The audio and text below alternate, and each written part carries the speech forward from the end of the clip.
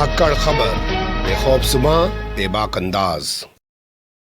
धाकड़ खबर के news room से मैं आपके साथ हूं अकरम रईस खान। कुछ ही देर पहले धाकड़ खबर पर ब्रेक हुई। खबर में आप देख चुके हैं कि देवेंद्र फडणवीस को लेकर आज फिर से एक बार प्रेस कॉन्फ्रेंस करके नवाब मलिक ने क्या नए खुलासे किए। पूछा 15 करोड़ रुपए की टेबल्स कैसे होटलों में बुक हो रही थी और कैसे पूरा गोरख धंधा चल रहा था। और अगर आपके पास जानकारी है कि मेरे अंडरवर्ल्ड से संबंध है तो अभी तक क्यों खामोश बने हुए थे या बने हुए हैं, अभी भी दीपावली के बाद का क्यों इंतजार कर रहे हैं, ये तमाम चीजें मैं आपके सामने रख चुका हूं। उसी खबर में मैंने आपको बताया था कि आज की प्रेस कॉन्फ्रेंस को दो हिस्सों में हम लोग बांट रहे हैं। पहले हिस्से में देवेंद्र फडणवीस को लेकर नवाब मलिक ने क्या खुलासे किए वो रख चुके हैं, और अब इस खबर में आपके सामने रखने जा रहा हूं कि समीर वानखेड़े को लेकर, उसकी लेडी डॉन बहन को लेकर, इसके अलावा उसकी प्राइवेट आर्मी को लेकर और उसके महंगे शौक 70-70 हजार रुपए की शर्ट पहनता है, 2-2 लाख रुपए का जूता पहनता है, नरेंद्र मोदी को भी उसने माफ कर दिया है, ये कहना है नवाब मलिक का। वो तमाम चीजें आपके सामने बारी बारी से रखने जा रहा हूं। खबर को 4 हिस्सों में बांटा है। चलते हैं खबर के पहले हिस्से की तरफ।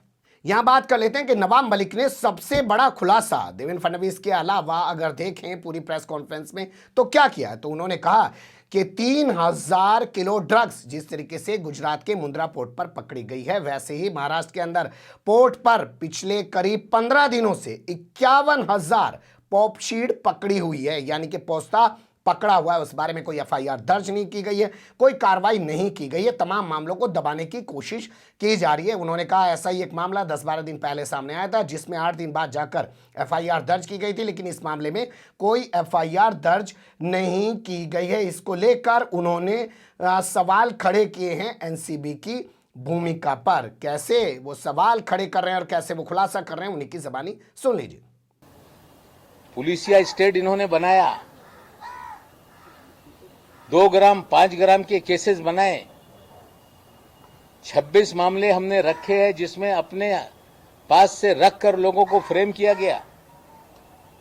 एनसीबी का जो काम था कि आज तक कोई तुमने पकड़ा तो कहां से ये आया, इस तक आप क्यों नहीं पहुंचे? आज तक क्यों नहीं आपने लोगों को, बड़े लोगों को पकड़ने का काम किया?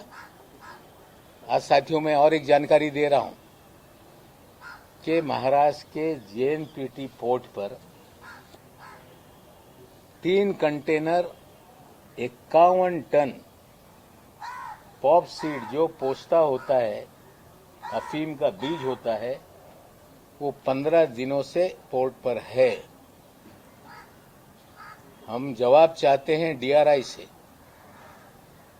कि 15 दिन में आपने केस रजिस्टर क्यों नहीं किया? क्यों एनडीपीएस का मुकदमा दर्ज नहीं हुआ? भयंकर खेल इस देश में चल रहा है।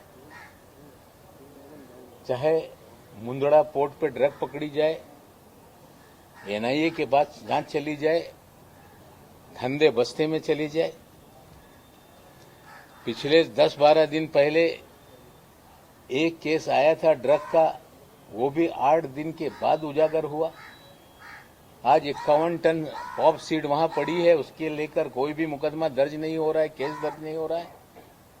पूरा खेल ड्रग का कहीं न कहीं राजनीतिक संरक्षण के बिना नहीं चलता और ये बहुत ही खतरनाक तरीके से देश को उलझाया जा रहा है।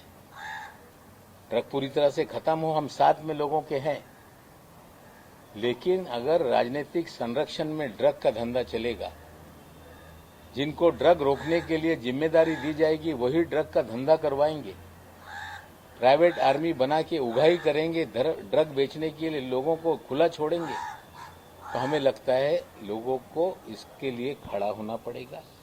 इसके बाद नवाब मलिक ने समीर वानखेड़े की लेडी डॉन बहन यानी कि एडवोकेट जास्मीन वानखेड़े को लेकर भी बड़ा खुलासा किया। एक व्हाट्सएप चैट का जिक्र करते हुए कहा कि वो एक किसी एनसीबी के अधिकारी कर्मचारी से बात कर रही है और उससे पूछ रही है क्या वो पीट रहा है, क्या उसको मारा जा रहा है, और वो अधिकारी कर्मचारी जो भी है वो मैडम से पूछ रहा है कि आप अपना कुछ भेज दीजिए, तो वो अपना विजिटिंग कार्ड उसको भेज रही हैं। और ये वो जास्मीन वानखेड़े जो कह रही थी कि मुझे नहीं मतलब, मैं अपने भाई के काम पर ध्यान नहीं देती हूं। ये व्हाट्सएप चैट दिखाते हुए नवाब मलिक ने दावा किया कि असल में लेडी डॉन भी पूरी प्राइवेट आर्मी के साथ मिली हुई थी और ये एक बड़ा गोरख धंधा चला रही थी पैसे कमाने का। उन्होंने कहा कि लोगों को सामने आना चाहिए और जो उनसे उगाही की गई है, कथित तौर पे अवैध उगाही की गई है, उसके बारे में लोगों को बताना चाहिए। वहाँ ये भी कह रहे हैं कि जब वानखेड़े गिरफ्तार हो जाएगा तो लोग वैसे खुद भी सामने आने लग जाएंगे, अभी उसके डर की वजह से नहीं आ रहे हैं। पर सुन लीजिए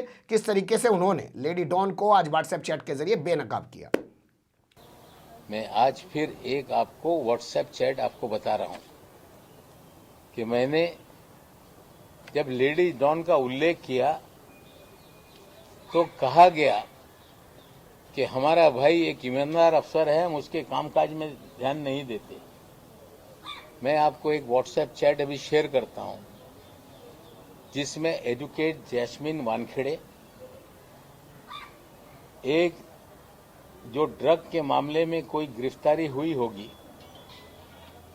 उस केस से रिलेटेड वो व्यक्ति जैस्मिन वानखेड़े को मैडम एड्रेस भेजो करके कह रहा है।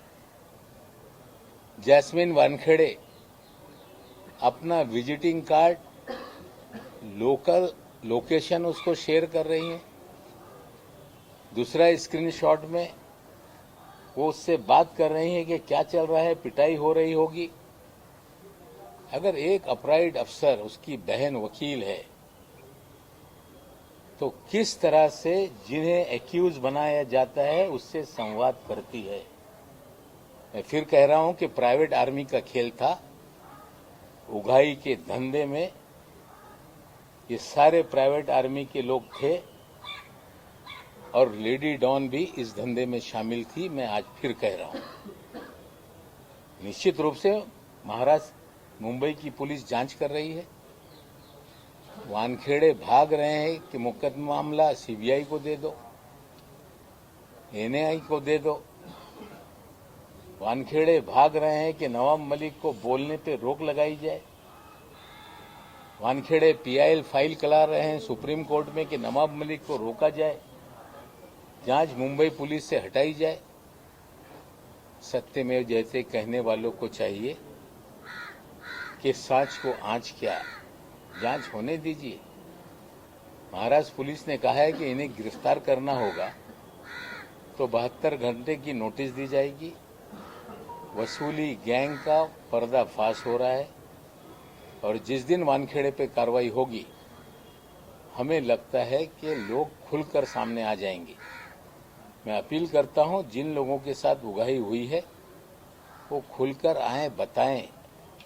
अगर डर में जियोगे तो ये पुलिसिया राज देश के लोकतंत्र को खत्म कर देगा। मैं आपके माध्यम से अपील करता हूं।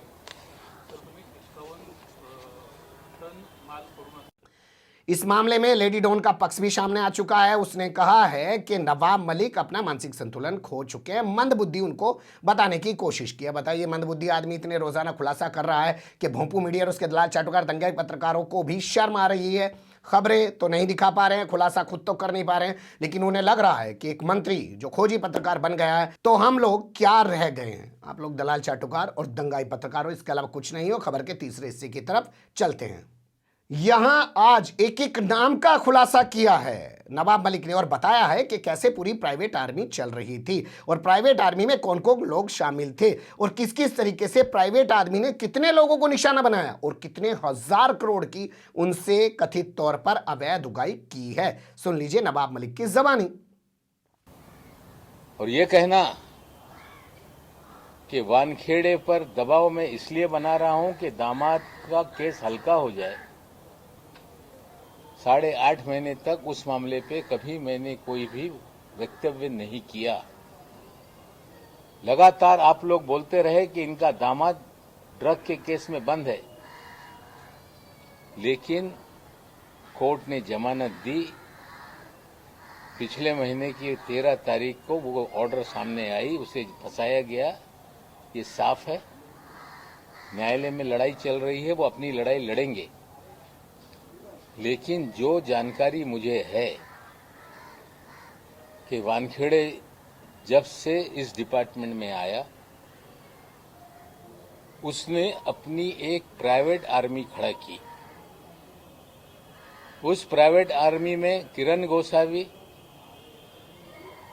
मनीष भानुशाली, फ्रेक्चर पटेल, आदिल उस्मानी,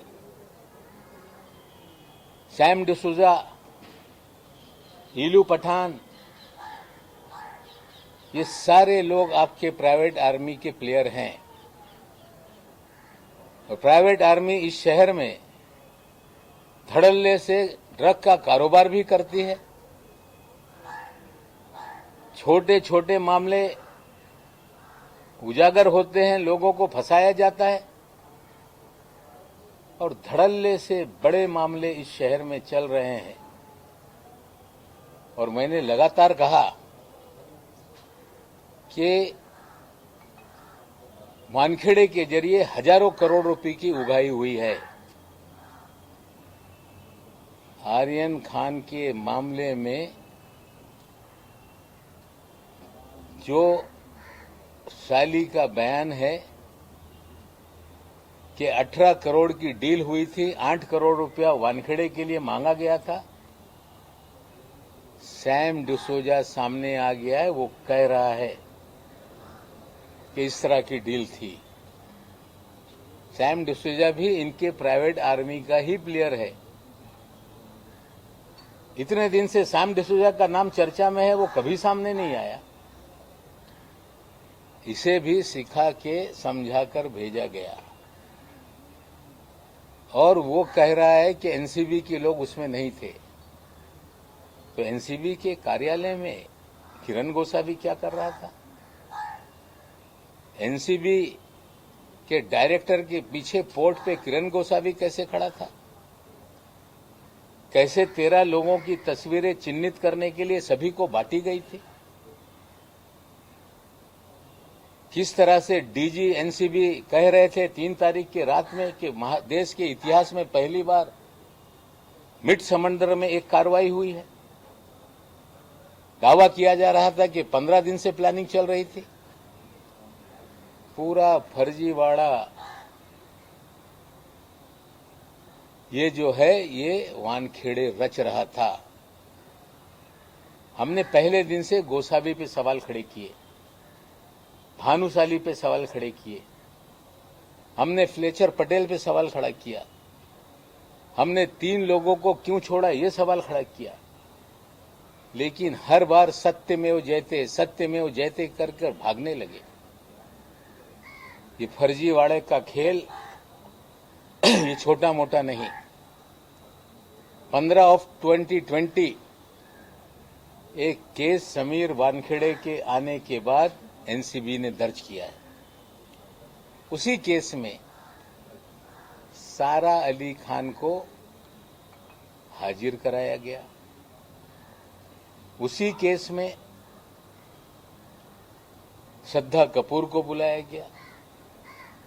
उसी केस में दीपिका पादुकोण को बुलाया गया। सारी फिल्म इंडस्ट्री को 15/2020 की केस में बुलाया गया। आज तक ना वो केस बंद हो रहा है, ना चार्जशीट हो रही है। ऐसा क्या है कि 14 महीने तक कोई केस बंद ही नहीं होता है? इसी केस के तहत हजारों करोड़ रुपए वसूली गए। और हमने कहा कि उगाही मालदीव में हुई है। 2 तस्वीरें हमने डाली, एक दुबई की, एक मालदीव की। ये कह के भाग जाना कि मैं दुबई कभी नहीं गया।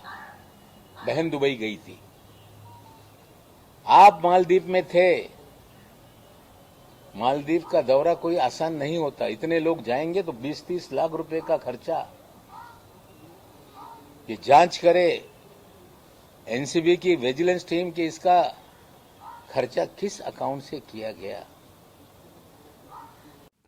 तो एक के बाद एक लगातार नवाब मलिक ने खुलासे किए हैं। और खबर के आखिरी हिस्से में अब मैं वो बात आपके सामने रखने जा रहा हूं जिसे भोंपू मीडिया और उसके दलाल चाटुकार दंगाई पत्रकार खूब चला रहे हैं। बता रहे हैं कि 70,000 रुपए की शर्ट पहनता है समीर वानखेड़े। एक शर्ट को एक बार पहन लेता है, उसके बाद दोबारा नहीं पहनता। 2 लाख रुपए का जूता पहनता है, हजारों की घड़ियां पहनता है।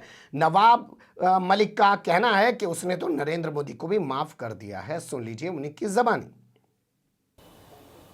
ज्ञानेश्वर जी टीवी पे आते हैं, बहुत सारे अधिकारी टीवी पे आते हैं। किसी भी अधिकारी का शर्ट 1,500 रुपए से महंगा नहीं। लेकिन समीर वानखेड़े की शर्ट 70,000 रुपए की क्यों होती है? हर दिन नया कपड़ा पहन के क्यों आते हैं? मोदी साहब से भी आगे निकल गए। पतलून लाख रुपए की, पट्टा 2 लाख रुपए का, जूता 2.5 लाख रुपए का, घड़ी 50 लाख रुपए की, 25 लाख रुपए की, 30 लाख रुपए की। एक अपराइड अफसर, वे सारी तस्वीरें आप लोगों को दे दूंगा। अगर जिस तरह के कपड़े इन तमाम दिनों में उन्होंने पहने, उसकी कीमत ही 5-10 करोड़ रुपए की है। क्या ईमानदार अफसर 10 करोड़ के कपड़े पहनता होगा? कोई शर्ट दोबारा हमने पहनते नहीं देखा। इससे बड़ा ईमानदार कोई हो नहीं सकता जो 2 लाख के हर दिन जूते पहने। इससे बड़ा ईमानदार कोई हो नहीं सकता जो लाख रुपए की पतलून पहने। इससे बड़ा ईमानदार कोई हो नहीं सकता जो 70,000 के शर्ट पहने। हमें लगता है ईमानदारी का पैमाना इतना बढ़िया है, ऐसे ही सारे ईमानदार इस देश में हो जाए। हम कामना करते हैं कि ईमानदारों का जीवन शैली इसी तरह से बने।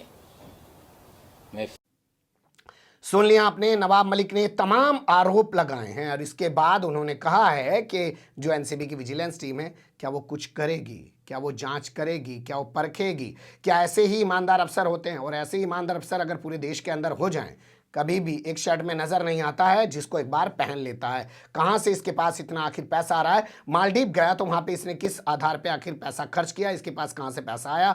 और सीधा आरोप लगाया कि असल में मालदीव में बैठकर ही सब कुछ अवैध उगाही की गई है। क्या कोई जांच होगी या सिर्फ बातें होंगी या आरोप प्रत्यारोप होंगे, हमें नहीं पता। लेकिन जिस तरीके के नवाब मलिक रोजाना खुलासे कर रहे हैं, उससे एक केंद्र की जो एजेंसी है एनसीबी, वैसे तो कोई वक़्त अब किसी एजेंसी की नहीं रही है, चाहे वो सीबीआई हो, ईडी हो, चाहे वो इनकम टैक्स हो, तमाम जितनी भी एजेंसियां हैं उनकी कोई वक़्त बची नहीं है। लेकिन एनसीबी पर जिस तरीके से सवाल खड़े हो रहे हैं और उसे बचाने के लिए, कम से कम अपने वकार को बचाने के लिए खुद एनसीबी को कुछ करना चाहिए। लेकिन जैसे आप उत्तर प्रदेश में देख रहे हैं पुलिस वालों को कैसे पीट रहे हैं और अपने वकार के लिए वो खड़े भी नहीं हो पा रहे हैं उन भाजपाइयों के सामने जो उनको थाने में घुस घुस के मार भी रहे हैं।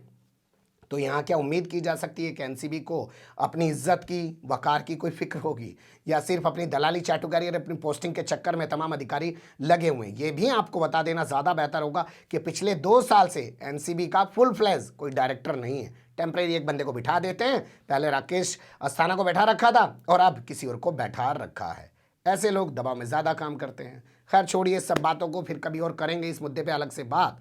फिलहाल बने रहिएगा धाकड़ खबर के साथ। कमेंट्स के रूप में आप लोग अपनी राय दे सकते हैं, खबर को लाइक कर सकते हैं, चैनल को सब्सक्राइब कर सकते हैं और ज़्यादा से ज़्यादा हमारी खबरों को शेयर कर सकते हैं। फिर ऐसे ही किसी सुलगते हुए या उलझते मुद्दे लेकर मैं आपके सामने हूँगा हाजिर। फिलहाल अभी मुझे दें इजाज़त।